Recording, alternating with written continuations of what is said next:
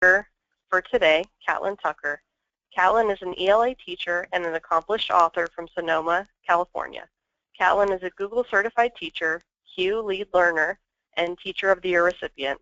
Her best-selling book, Blended Learning for Grades 4 through 12, was published in June of 2012, and she's designed a blended learning course for ASCD. Her most recent book, Creatively Teach the Common Core Literacy Standards with Technology, was published in June of this year. Catlin, thank you so much for joining us. Thank you for having me, and thank you everybody who's on the call. I'm super excited to be here with you today. My kind of most recent book is really all about how do we as educators kind of rethink what learning can look like given all of the technology and the resources at our disposal. And so today I'm going to focus on what are some of the creative teaching strategies I'm using with an eye towards the English language arts standards, and what are some of the great resources I'm drawing on as an educator to kind of engage students and really put them at the center of learning, which is always my goal when I'm using technology. So my name is Catlin Tucker. I think this is my 14th or 15th year in the classroom, and I love teaching 9th and 10th grade. It's kind of such a fun age, lots of foundational work happening at that age. And I am easily accessible, so I know we're going to have questions at the end of this webinar, and I'm happy to answer anything that comes up for you. But I also know as an educator that I go to sessions, I go to conferences, and I hear something great, and I try to implement it in my classroom, and I will inevitably hit a bump. And so you can find me on Twitter at Catlin_Tucker. And if you're not on Twitter, maybe you do Pinterest or Facebook or something different, you can also find me at my blog, which is catlintucker.com, and it's very much a teaching blog, so meant for teachers, written by a teacher, all the things I'm doing that are working or not working, or tools I'm using that I'm loving, and some ideas for how I'm using them. So, oops, I need to cancel out of this. Here we go. Sorry about that. So I want to start by talking about why the Common Core. So in California and in many states across the United States, we're all shifting to this national set of standards, which is a huge adjustment. And in my new book, I kind of talk about not only are we shifting to a new set of standards, but for many teachers who've been in the classroom for 10, 15, 20 years, they've perfected the art of teaching, they're really being asked to change quite a bit of what they do because of the increased access to technology and the technology that's kind of popping up in the classroom. And so these are two big shifts. And I like to kind of talk about why are we shifting to the Common Core? And this shift is definitely being motivated, or was motivated, by lots of factors. One factor being that there's this desire for students, whether they graduate from California or they graduate, from a state in the East Coast, that they leave high school with the same skill set. So an employer hiring them or a college accepting them can feel confident that kids are leaving with similar skills. So it's creating this kind of access to the same quote-unquote rigorous education all over the country. It was definitely modeled after some of what's seen as successes in other countries, and it's also there to try to address kind of an interesting phenomenon, which is the growing number of students who enter college and don't complete college. So there's this disconnect of kids coming into college but for whatever reason not finishing coursework. And there's these really interesting gaps in terms of student skill level and ability when we look at the different kinds of institutions they're going to from high school. So if you're looking at like the JCs, the junior colleges, kind of the non-selective two-year institutions, there's almost a 60% skill gap that students who enter the JC, they're coming with a real deficit in terms of skills, whether it's reading or writing or math, and a lot of those kids are in need of remediation, which are those catch-up classes that, you're paying college fees, but you're not actually getting college credit because you're in these classes that are trying to catch you up so you can start college level work.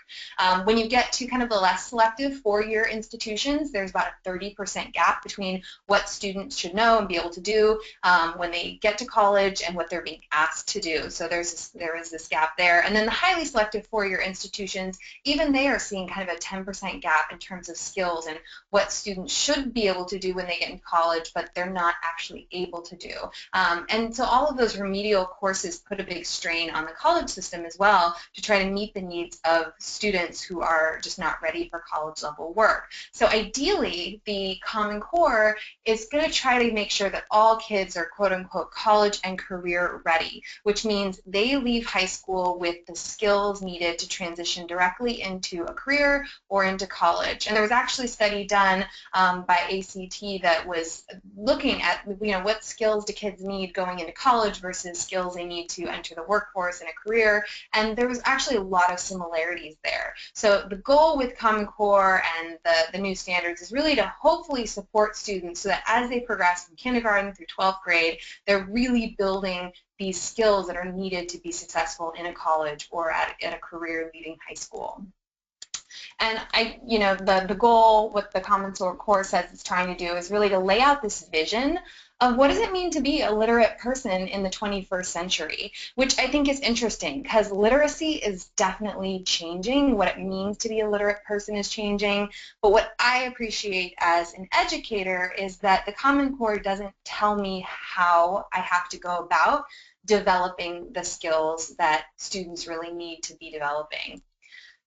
Now, I said literacy is changing. This is a picture of my actual students, and it's amazing to me to see, just in the 14 years or so that I've been in the classroom, the way in which students are engaging with information is totally changing. Scenes like this are very common in my classroom, where every student, has a phone out, or, kids come in at lunch and they're talking, but they're also on their phones. And so the way they access information, the way they communicate, all of that is changing. And it's having a real profound effect on education. And for some educators, it's really scary. But for me, I'm super excited because if they're excited about technology, if they're excited to engage in these other spaces, then I want to figure out as an educator, how do I hijack that for learning? How do I take that excitement that they have about devices and apps and online spaces and weave it into the traditional classroom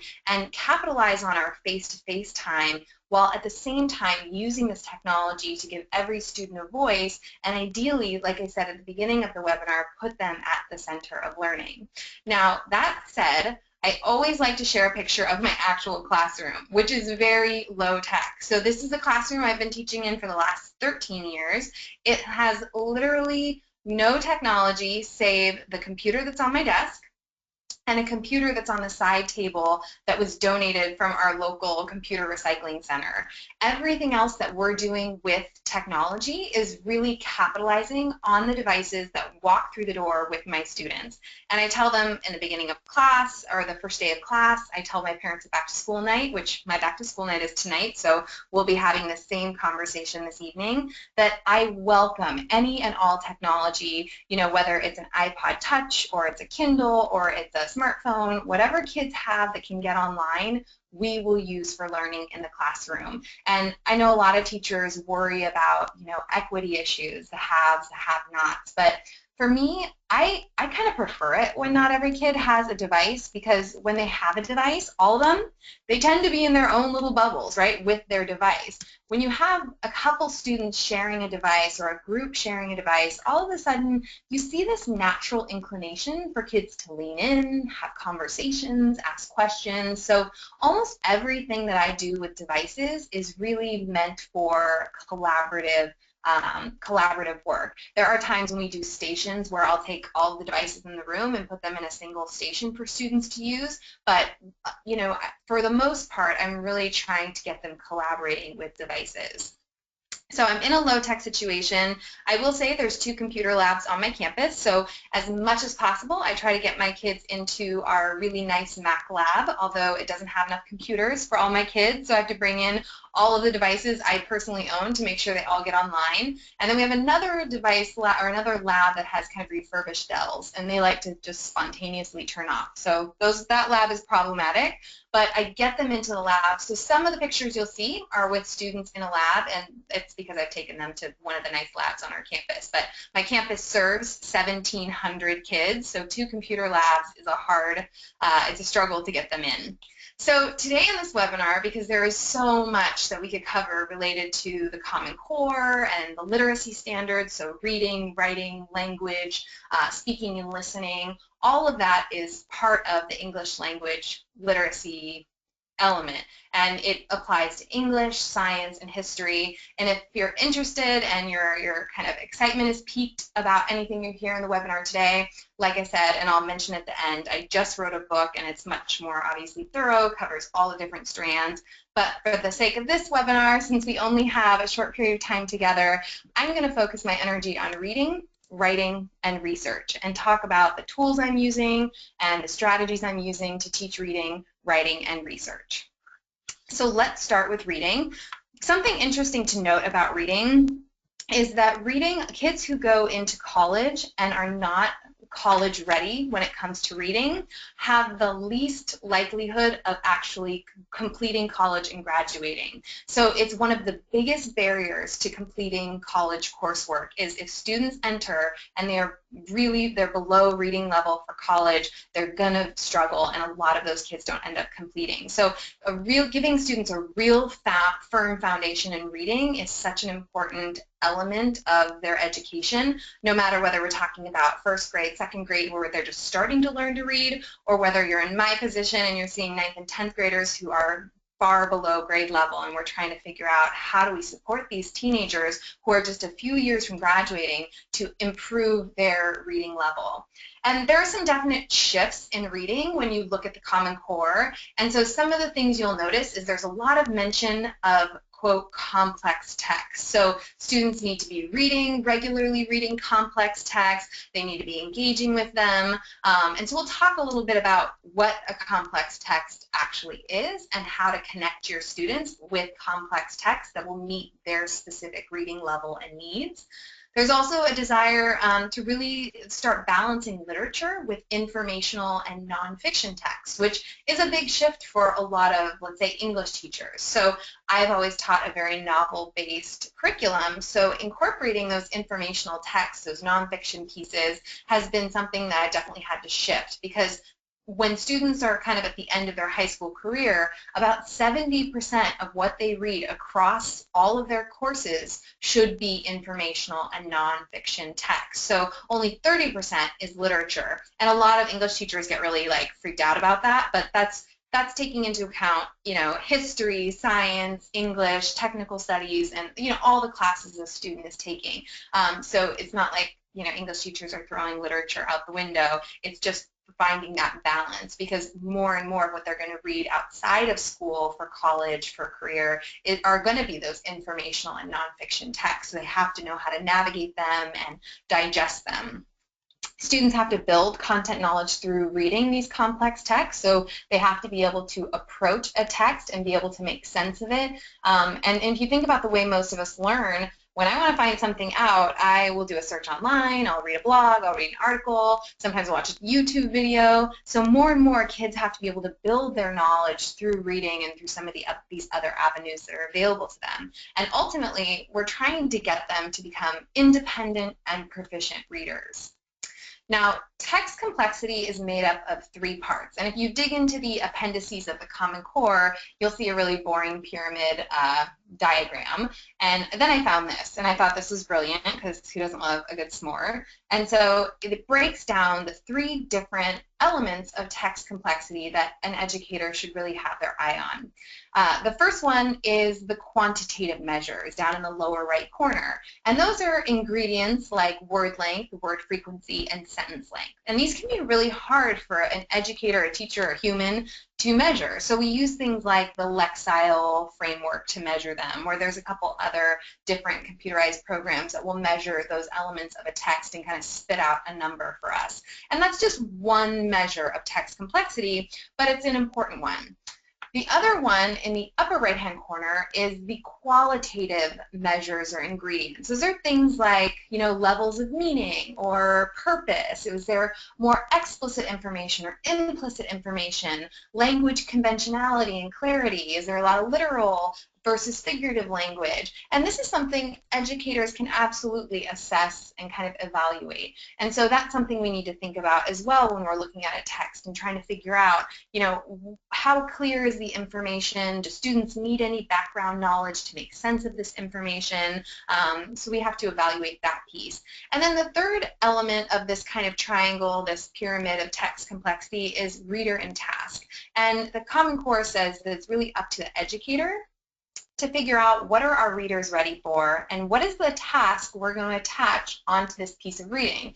Because we all know, I mean, I teach 3 different classes of 9-10 English, and even though 2 of those classes are at the same level, in terms of the course syllabus, the skill levels of students can be wildly different. So one class might be ready for one task and another class might not be ready for it. So I have to figure out what is each group of students really ready for in terms of what they're going to be doing with this reading.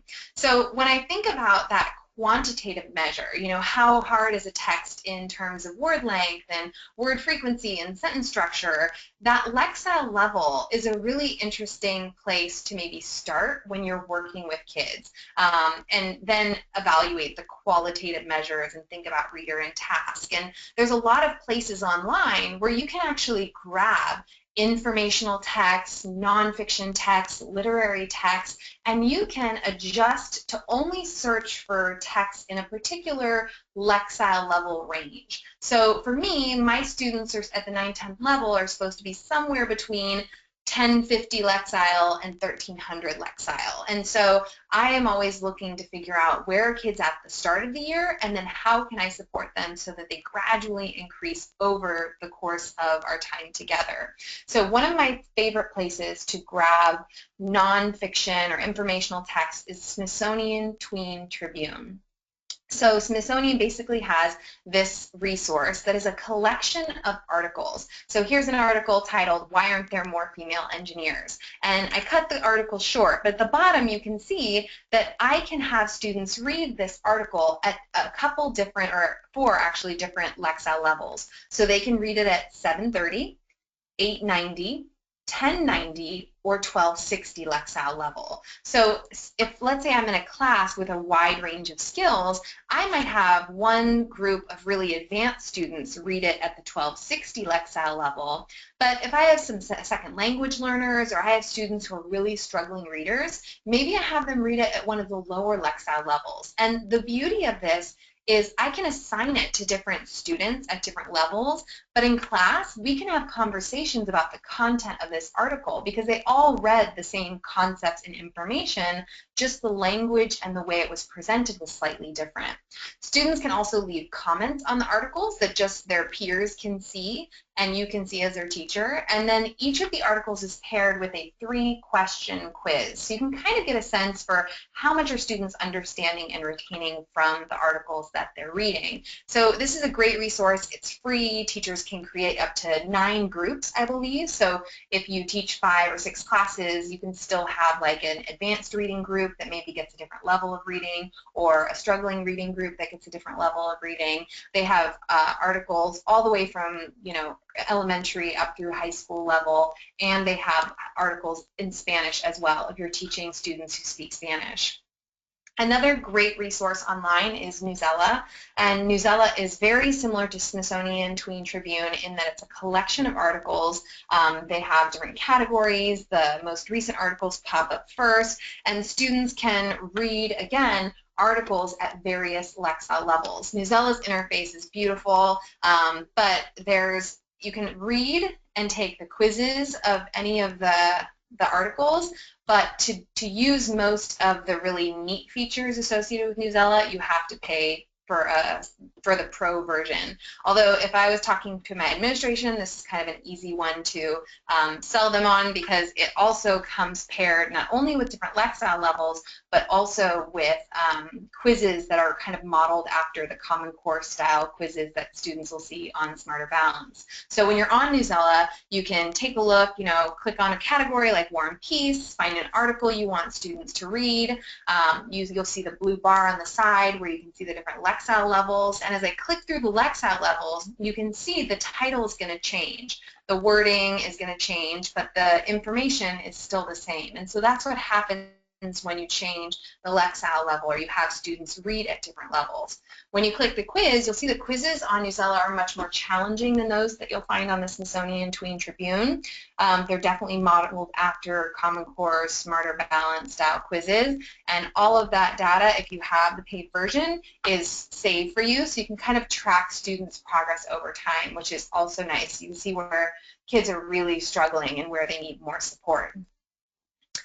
I use StudySync for a variety of different kinds of reading. So we still do novels in our class, but I love to complement the novels that we're reading with other literary works, excerpts from other novels, like classic novels that share similar themes or similar kind of character development, like sequence over the novel. I love, some of the great famous speeches that are here. There's informational text and nonfiction and classic kind of literary pieces and some more contemporary literary pieces. And what I like about StudySync is I'm no longer limited to the books that are in my school library. So we have actually such a limited amount of books in my library that we have to sign up in a rotation, my entire English department, because no one teacher can teach the same book at the same time. So for me, for a long time, I was really just limited to what's in our book room and what rotation can I get on. And then when I started using StudySync,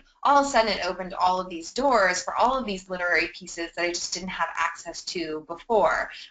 And so I'll go into the StudySync library and I can check out kind of what's really popular. I can do searches for specific titles. I can also go to the search bar and I can customize a search and look for just nonfiction or just fiction or just drama. I can look for a specific grade range, a specific Lexile level. So for me as a teacher, there's a lot in this library to cover, but I can hone in and see exactly what I want to use if I'm trying to challenge students. I can, like I said, adjust that Lexile and just look for readings that are really going to push them forward. Right now we're reading Of Mice and Men.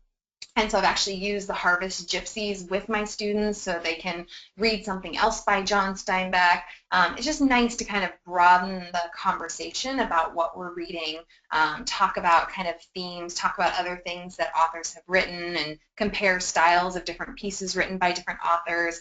Just a really neat kind of way to engage with literature. And students, I think, love it because it has this multimedia dynamic. So it's not just reading. They have, if students are struggling readers, they can listen to the audio reading of a text, because I have a lot of kids who don't respect the punctuation, so they don't know really to stop and pause when they see a comma or a period, and being able to really listen to a seasoned reader read through these pieces is really helpful for them. A lot of them also have a Sync TV episode where they can watch teenagers their own age kind of talking about literature, and then we can model our own conversations on that as well.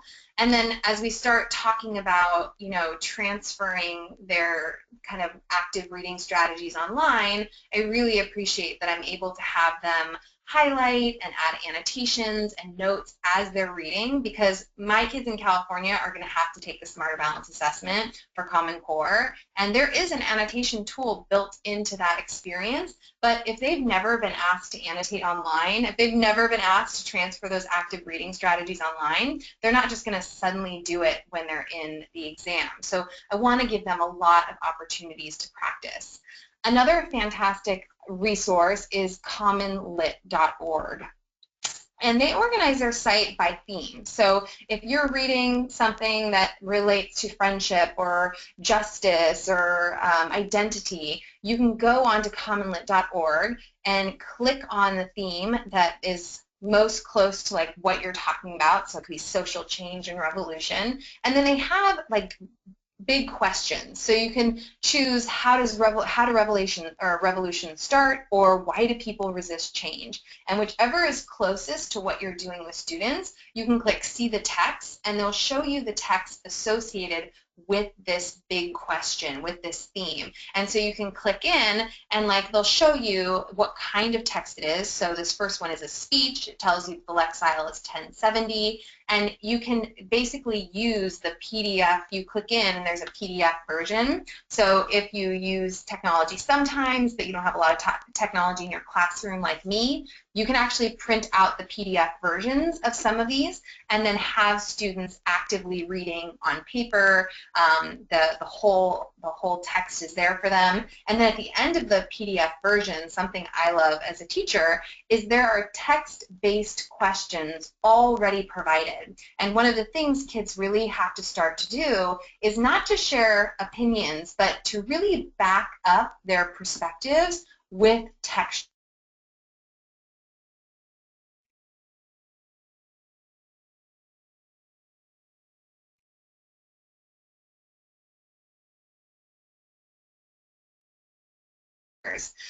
There are also great discussion questions. So if you want to have students in small group discussions cycling around the room talking about this piece, those are already there for you as well. So CommonLit is a really, really nice resource. Now, I grab resources online all the time. And so another tool that I use is the readability score, because sometimes I'll be like a NewYorkTimes.com and I'll find a really great article, but I don't know, like, where is this article in terms of how challenging it is? And you can literally copy and paste text right into this readabilityscore.com and it will spit out a score for you. So for example, it's telling me that this text is probably falling around in 11.8 grade. So students who are in 11th and 12th grade, this is probably appropriate for them. So as an educator, if you're grabbing online articles that you really think are great, you want to use with students, I would suggest kind of just checking out the readability score on it and see how close it is in line with the grade you're teaching or student skill levels. Again, just another nice resource, because I grab things online all the time and I'm not always sure, is this going to be a challenging piece for them? Is this way above or way below kind of the grade level? So again, just another fun resource to have on hand as a reference. Now, complex texts tend to have some common characteristics. They tend to have more implicit meaning, so there's more meaning that's directly implied or directly indirectly suggested. And my 9th and 10th graders, man, they love to just skim right on the surface of a text. They very rarely want to dive under the surface and really start teasing out that implicit meaning. So that's something we spend a lot of time working on, because as they encounter complex text, they really are going to have to dig a little deeper and think about what is indirectly suggested in this text. They tend to use more unconventional structures as well. So a story may not be told in just straight chronological order. There might be flashbacks and flash forwards. It might be told from a variety of perspectives. And so that's something that students that can be really challenging for them. If you're using an informational text that has a graphic, and that graphic is central to understanding the text, then you know you're working with a complex text. If you have an article that has a graphic that's pretty and it kind of complements the text, but it isn't central to understanding it, that's not quite as complex. But if you have to understand a graphic to understand a text, you're looking at a more complex informational text. They also tend to assume that students have some experience, some previous knowledge on a topic. They tend to use kind of figurative or archaic language. Sometimes it's really subject-specific language. Sometimes it can be super ambiguous. So any of that is, again, really challenging for students. Whenever something isn't just clearly stated, they tend to struggle. And so those complex texts give them opportunities to engage with more figurative language, more archaic language, or subject-specific language, and try to make sense of what they're reading.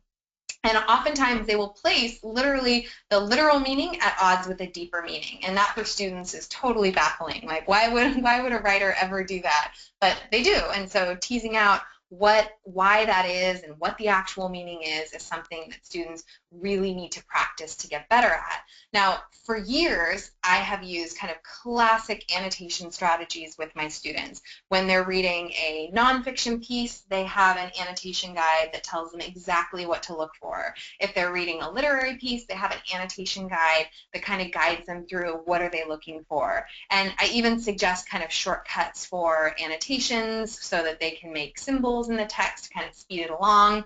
And this is actually a book from one of my students at the end of a unit where she had literally, there was annotations on every page, and then she had kind of divided the different sections of the text so that she could navigate it a little easier. And so my students become very proficient at annotating on paper and thinking critically about what they're reading when they're engaging with paper. However, I worry about the amount of digital reading students are doing because I don't think many of them are being taught to apply those pen and paper annotation strategies to the screen. So what does it look like to actively engage with a digital text? So many kids, when they go online and they're reading an article online, you know, most articles have all kinds of flashy, shiny things around the borders that are distracting, and students don't necessarily have the tools or know how to actively annotate online. So obviously you saw a preview that you can annotate using StudySync. If you pay for the pro version of Newsela, you can annotate using Newsela's annotation tool as well. But I think one of the things that has to happen is students have to have that practice on paper first, and then they have to take that foundation and then apply it to the digital space. So I use StudySync with students quite frequently, and in the beginning of the year, what you see here are students reading the print version of a StudySync unit, and I'm asking them, because this was 2 weeks ago, I'm asking them to focus on annotating on paper and using those strategies we've discussed. And once they're showing me that they are demonstrating kind of strong skills or mastery in being able to do that, then we go online and they start annotating in the online space. So they'll go into their StudySync accounts and they'll do a piece of reading. And as they read, they know they have to highlight the important parts. And we talk about strategic highlighting because students want to highlight everything. So they end up having more highlighted than not, unfortunately. So we talk about strategic highlighting. We talk about those annotation skills. And then when kids are actually doing a reading, they go in and they use the StudySync annotation tool to highlight the new characters or the really kind of poignant lines or the critical information in a text. And then they use the add a note feature to leave notes in the text as they go. So I'm really trying to get them to take those pen and paper annotation strategies and shift them into the online environment. And then everything they annotate is saved in their StudySync binder. So if we do an essay at the end of a unit, they can go back and they can look at all of their annotations, the text they highlighted, the notes that they made. And again, that's a way for them to kind of remember the text and what they found important the first time they went through it. So that's a strategy I think is really crucial as educators. Are we teaching students to read actively with pen and paper, and then are we really with intention shifting that practice to the online space? Because more and more kids are digesting information online. Another tool that is fantastic for annotating online is Diigo. And all of my students sign up for a free Diigo account. And then when they're online on their computer, they can get the Chrome extension, so the Diigo icon lives right in their Chrome toolbar area. But they literally just click the Chrome or the Diigo icon, and they can annotate anything they read online. So any web page that we're reading, they can highlight, they can make notes, and those highlighted, all that highlighted text, all the notes that they make are saved to their Diigo account. So if we're doing a bunch of research for an infographic or a research paper or some research assignment, they might read half a dozen articles online, and they might Diigo those articles, make annotations, leave notes, highlight. But as they're putting together their research project, they're probably going to want to go back to that information. And oftentimes, high school students, they like dance around the internet grabbing information, and they don't remember where they got it. So if they Diigo the resources they want to read or they want to use in a research assignment, all they have to do is log back into their Diigo account, and it will show them every single article that they have highlighted and annotated, made notes on, and with a link back to that article, which is so helpful. And it creates kind of this living library for students of resources and texts they've read online. And for me as an educator, it's such a game changer, because if I find a great article online and I put it through the readability score and I'm like, okay, this is a good fit for my kids, and I want students to read that article, I don't print out the article anymore. I don't cut out like the pictures from the article that tend to jam the copy machine. Instead, I just make photocopies of that, or instead of making photocopies of that article, I link to that article from our class webpage, and I ask students to Diigo it. That's what I say. And they know they have to annotate, they have to highlight, and then instead of, turning in paper to me, because I really don't collect any paper, they click share, and they put in my email address, and they just share their annotations with me digitally. And so I just click through to look at their annotation. So no more trips to the copy center, no more collecting annotated articles and kind of assessing them and entering grades and passing them back. Instead, it's all done online, and it's just so nice as a teacher to get away from that paper trail. So here's actually the Newsela article you saw earlier, and here I am clicking into my Diigo toolbar. So you see the little blue square, you see the white D inside. I click on that, and then I'm able to annotate, not with the Newsela tool. This is just with Diigo, so you can see it at work, but I'm able to annotate this article using Diigo. So you can highlight in a couple different colors, which students love that there's multiple colors, and then you can click on the little kind of Post-it note icon and drag a note over onto the screen and make, kind of ask a question or kind of rephrase a key piece of information. And then everything that I've highlighted, that I've made a note about, is going to be saved to my Diigo account, which is super helpful. So as a class, usually the first time we use Diigo, we go into the computer lab, they sign up for their Diigo accounts, and we read an article, and they just practice. What is this experience like using Diigo with an online resource? And most students end up coming back, when they're in 11th and 12th grade, like thanking me. This is so helpful, keeping track of the things I'm reading online. So it's one of those kind of, I think, life tools that's helpful. Now, as you get students annotating really complex text, you'll find that sometimes kids get frustrated, right? Because if you're really challenging them with a text that's just above their reading level, then it can be hard for them to really, at times understand everything they're reading. So one of the things that I've started doing is I'll create a Google document, so that's what you're looking at, and I'll create 2 columns. And in one column, I will copy and paste an excerpt from an article or a really famous speech. And in the other column, I'll ask students to collaboratively annotate. So they each choose a color, they highlight text they think is important in that color, and then they annotate together in that other column where they're kind of noting important information, they're drawing conclusions, they're noting inferences about what's being said.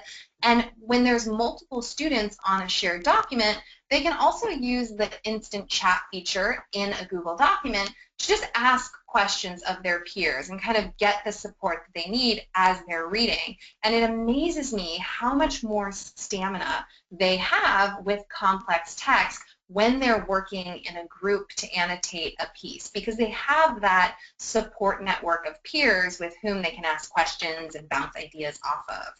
So collaborative annotations is a really fun strategy if you have kind of a reluctant group or a group that's struggling with a particular piece or that you anticipate will struggle with a particular piece. Now, those are resources and strategies I use to kind of connect students with reading that I hope will be at the right level for their particular reading level. But we also do a lot in the classroom space that is kind of playing with movement and playing with a group dynamics. And so I try to personalize reading practice by using small groups station rotation. And the station rotation model is a blended learning strategy, and as long as one of the stations is an online station, it has some online technology component.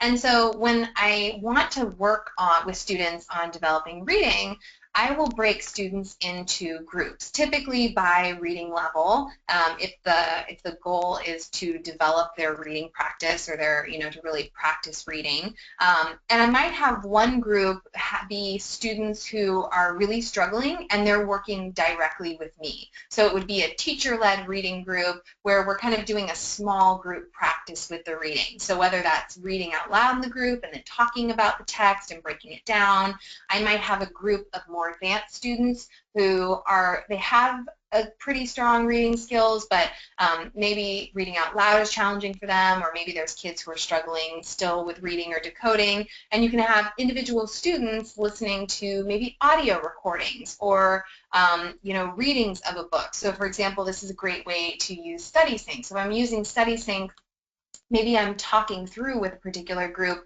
one of the readings, while another group is listening to the audio recording of a particular reading and then doing some kind of writing task with it. So that individual station would be really students working on their own.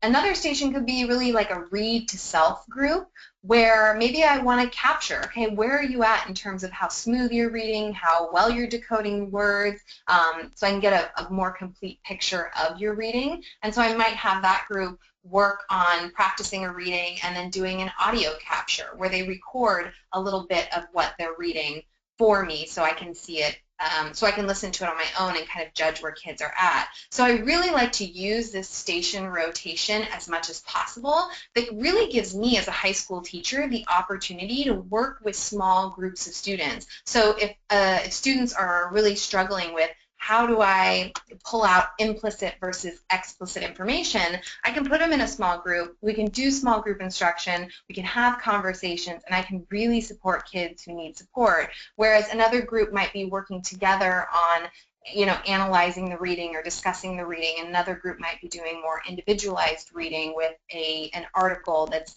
right at their Lexile level or just above their Lexile level. So as teachers think about reading, it doesn't have to be a lockstep process. You can choose different resources at different levels to challenge students where they're at. I also do so much with technology and writing, because reading and writing are obviously cornerstones of what I'm doing in my classroom. And as I looked at the Common Core, I was definitely noticing shifts in writing as well. So there's 3 types of writing that English teachers are responsible for: argumentative, informative, and then narrative. And science and history are responsible for argumentative and informative. So there's a lot more focus on argumentative and informative writing. You have to be writing not just on paper anymore, you have to be writing online as well. Students are writing for an audience, and that's what I love about the internet in general, is it actually gives them an authentic audience, because in the past, I was their only audience, and high school students don't want to impress me for the most part, right? They do the work because they got to do the work, but when they're blogging or they're doing digital portfolios, all of a sudden there's like this incentive to really do their best work.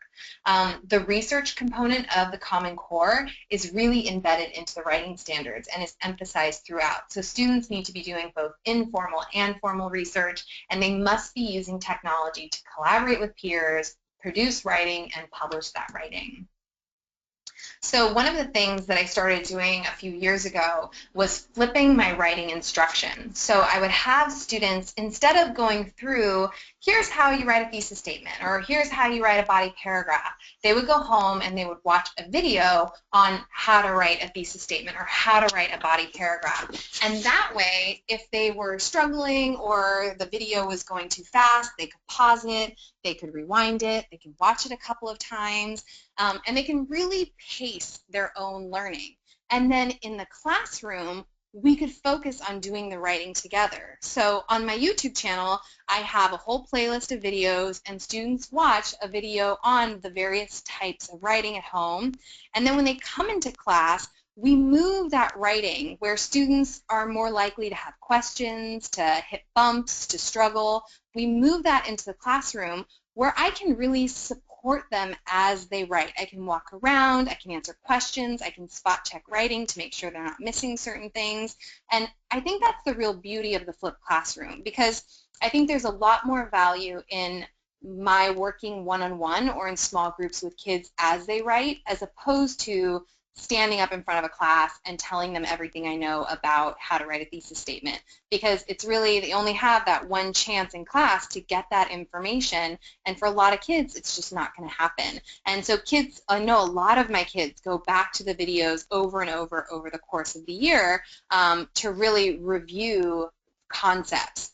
So another advantage of moving information online and moving the practice into class is I can really hone down into specific skills that need development. So, for example, last year we were about halfway through the school year, and I thought, oh my gosh, these kids still aren't writing strong thesis statements. They're just not strong.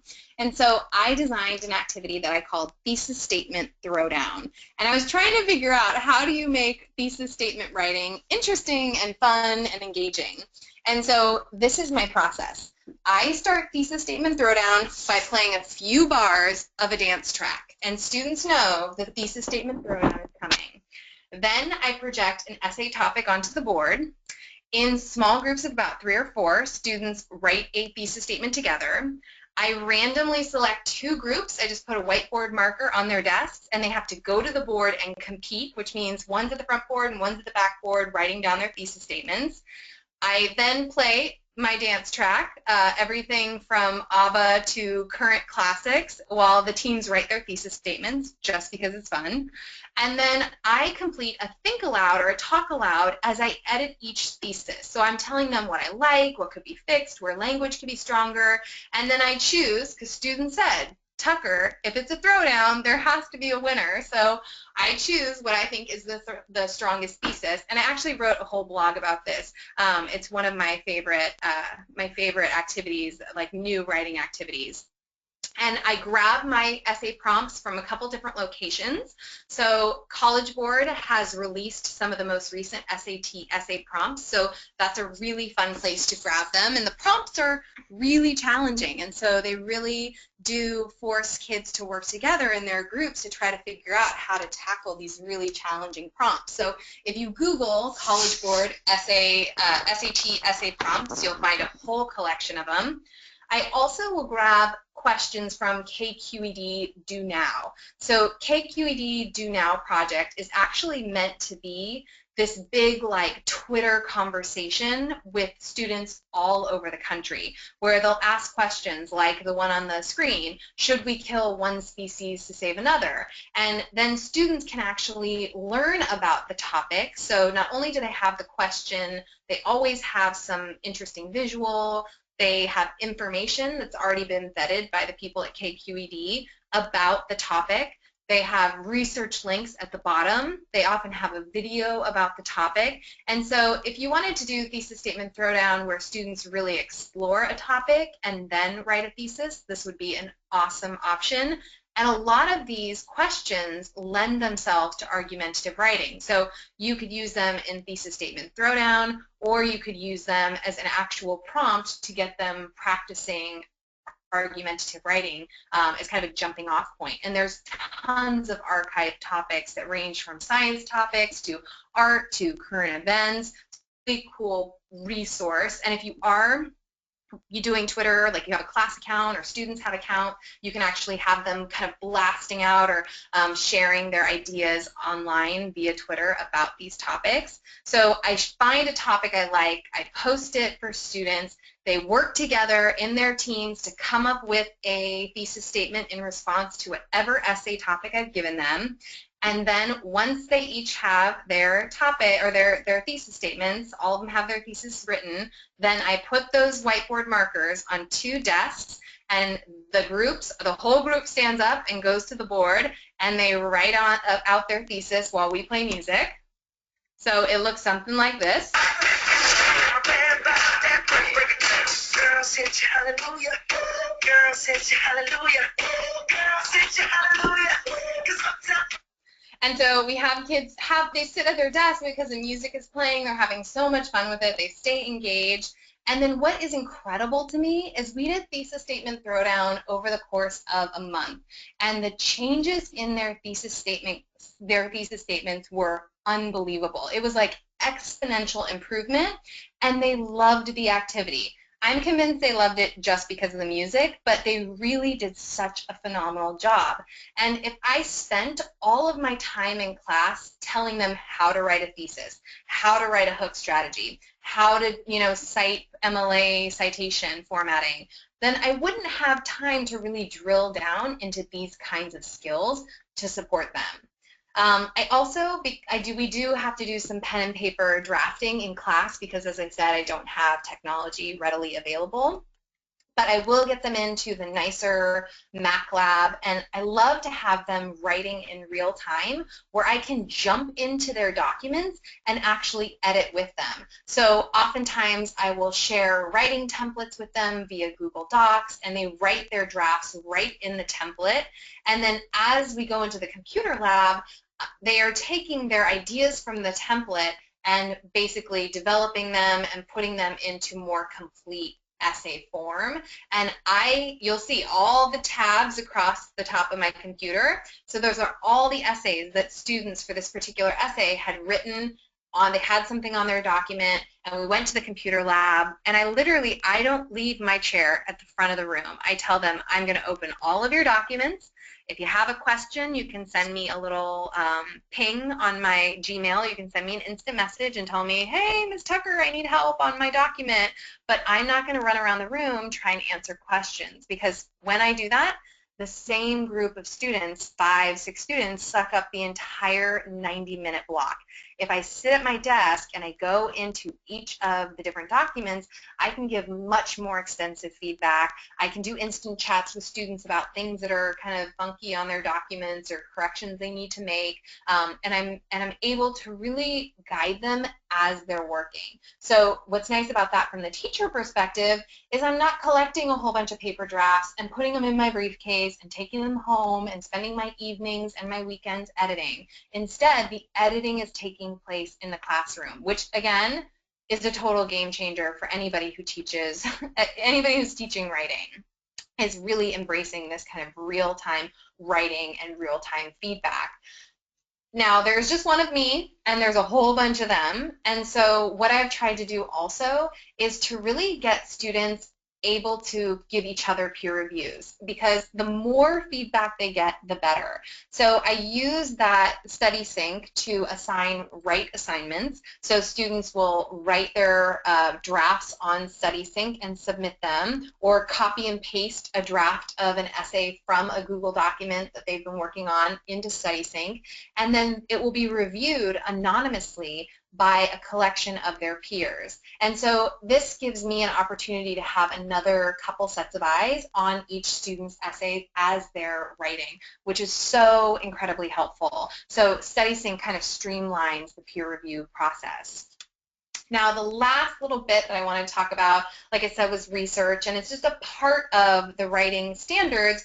But kids are connected to so much information. They whip out their phones, they do searches all the time, and over 65% of all searches start at Google. And so, if you look at the statistics for searching on Google, you can tell a ton of searches are starting here. And when you talk to students and I ask them, so what do you think about when you think of research?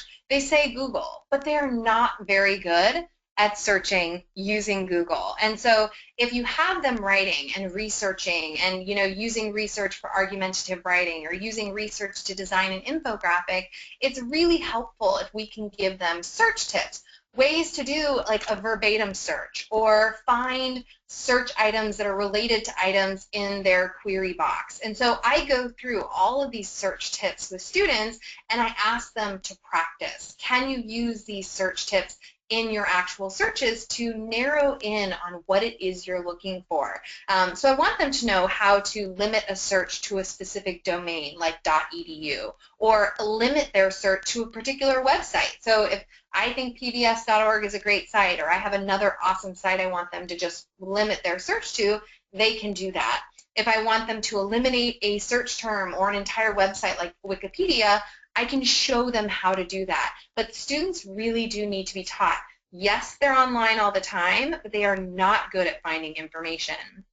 So the more we can build in teaching them how to search, the better. And then if we can build in kind of these informal opportunities for them to research on a weekly basis, all the better. Because all of the research on searching shows that the more you do it, the better you get at it. But as an English teacher, like, I don't want to read multiple research papers every year, and we can only do so many research projects each year. So I use a Google a Day, which is a tool out of Google where they basically gamified research. So every single day there are new questions that pop up on a Google a Day, and when students start to play it, they accumulate points as they answer the Google a Day questions correctly, and it usually takes multiple searches for them to find the answer. So a Google a Day is already created. Educators can have students go on their phones, iPads, computers.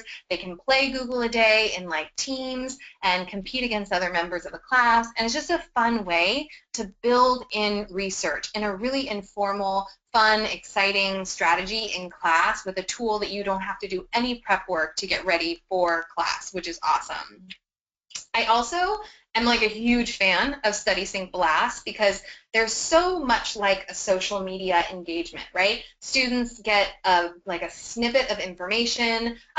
This one is one of the public radio blasts, so they can listen to like a little audio recording, and they have to blast out their thoughts on a topic, but they're limited to 140 characters. So we have kids learning how to share ideas in a really concise way. But one of my favorite parts of Blast are these research links that are available to kids, so they can dive into this topic in a really meaningful way. Or we can use a blast to kind of pique their interest in a topic, and then individual groups can go in and kind of vet out the resources and pull additional information out of those resources. And it amazes me how much fun students have with the blast topics because they're the media, they've got the media component, they have different modalities. Students are answering a quick poll, they're clicking on a number crunch, they're blasting out their ideas. It's just a fun interaction. And again, another really informal way to make research an everyday part of what we're doing in the classroom. Now, my last little bit on research, because even if students can search and find what they're looking for, a lot of them don't necessarily know the questions to ask to assess the credibility of online sources. So I created a Got Credibility form that students have to fill out when they're going to use an online website. So it asks them questions like, does the website have an author? Is the author qualified, educated, experienced in this field? Does the website have links? Are those links working? Is the website or the author associated with a company or an organization? Could that create a bias? Is that bias important?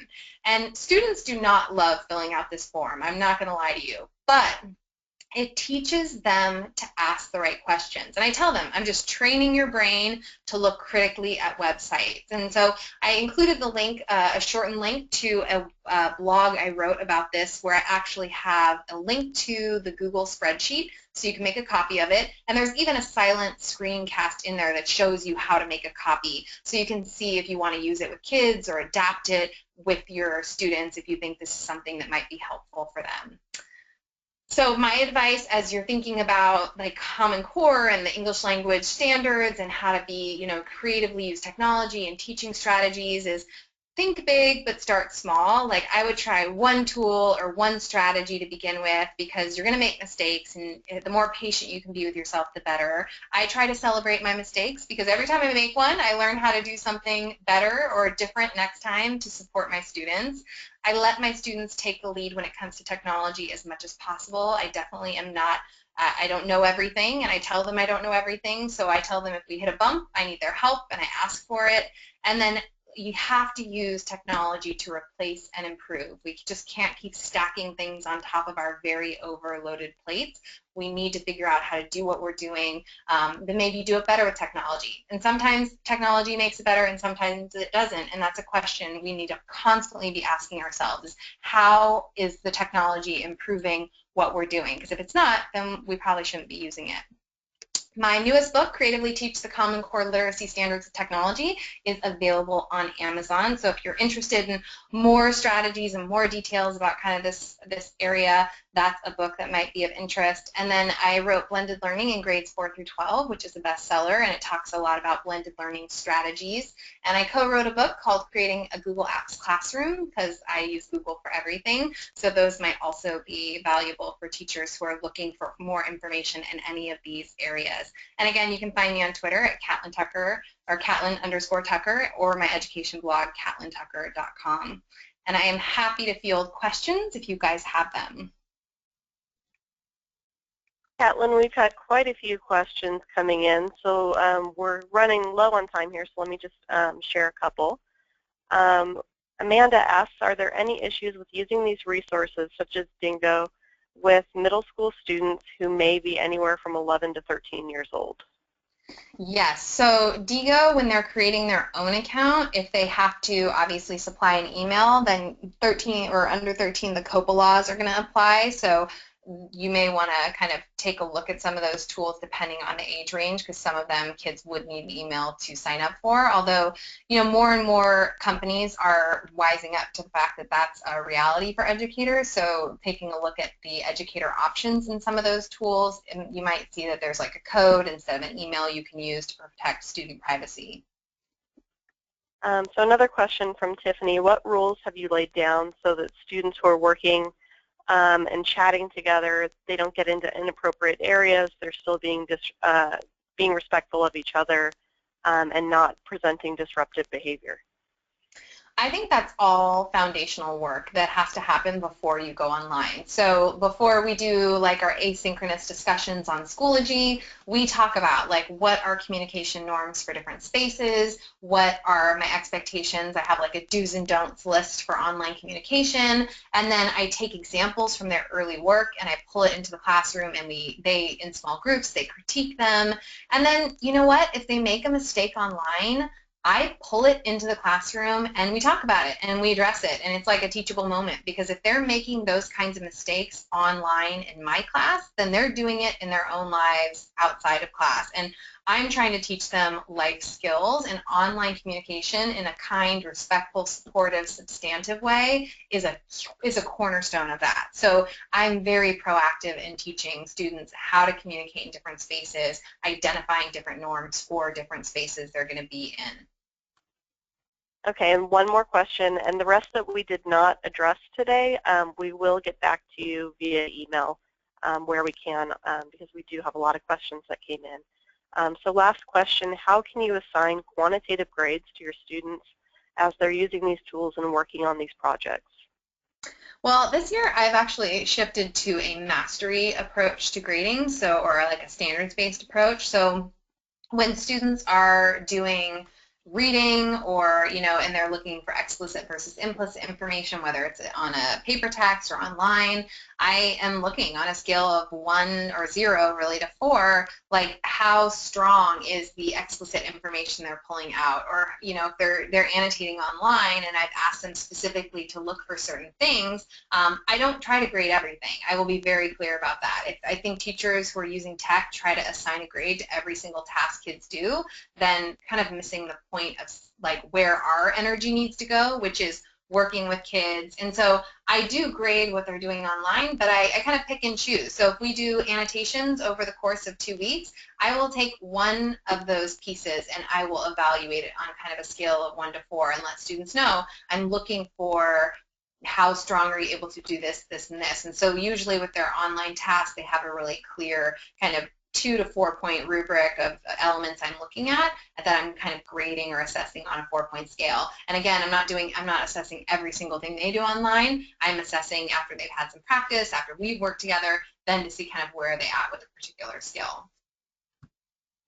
Great. Thank you so much for hosting the session for us today, Catlin. We really appreciate it. And thank you to everybody who attended. We will be sending out the recording following the webinar. So you can look for that in your inbox in the next couple of days. That'll allow you to review anything that maybe you missed, or to go back over some of Catlin's great tools that she provided. Thank you again.